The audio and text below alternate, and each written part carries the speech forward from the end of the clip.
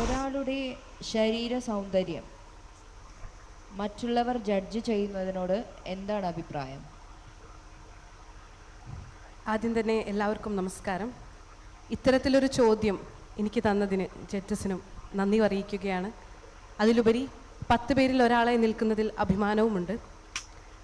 മറ്റൊരാളുടെ ശരീര സൗന്ദര്യം ജഡ്ജ് ചെയ്യുക, വിലയിരുത്തുക എന്ന് പറയുന്നത് ഒരു തരം നരഹത്യയായിട്ടാണ് ഞാൻ കണക്കാക്കുന്നത്.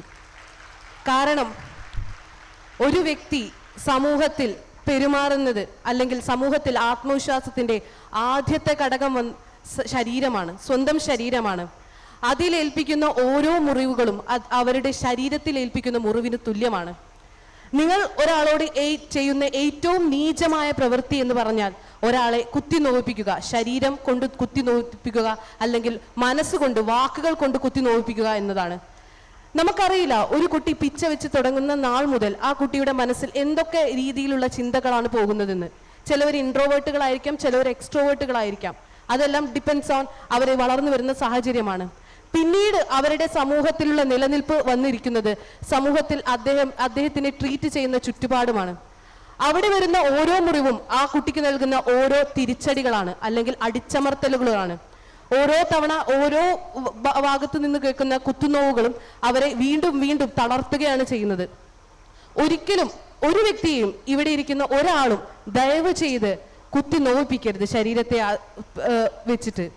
സ്വഭാവത്തിലോ പെരുമാറ്റത്തിലോ അല്ലെങ്കിൽ അവർ നിങ്ങളെ റെപ്രസെന്റ് ചെയ്യുന്ന രീതിയിലോ നിങ്ങൾക്ക് ചിലപ്പോൾ ദേഷ്യമോ സങ്കടമോ ഇഷ്ടക്കേടുകളോ വന്നേക്കാം. പക്ഷേ അതൊന്നും മാനദണ്ഡമാക്കിയെടുക്കാതെ അവരുടെ ശരീരത്തെ ദയവ് ചെയ്ത് ആരും നോവിപ്പിക്കരുത്.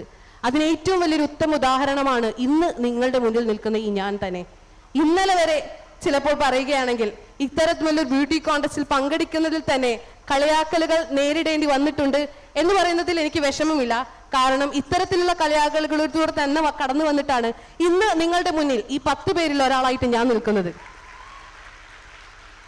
അതിലേറ്റവും കൂടുതൽ സന്തോഷവുമുണ്ട്. അപ്പോൾ ഇതൊന്നുമല്ല നിങ്ങളുടെ വിജയത്തിന്റെ അടയാളം. നിങ്ങളുടെ വിജയത്തിന്റെ അടയാളം നിങ്ങളുടെ പരിശ്രമത്തിലും സ്വഭാവത്തിലുമാണ്.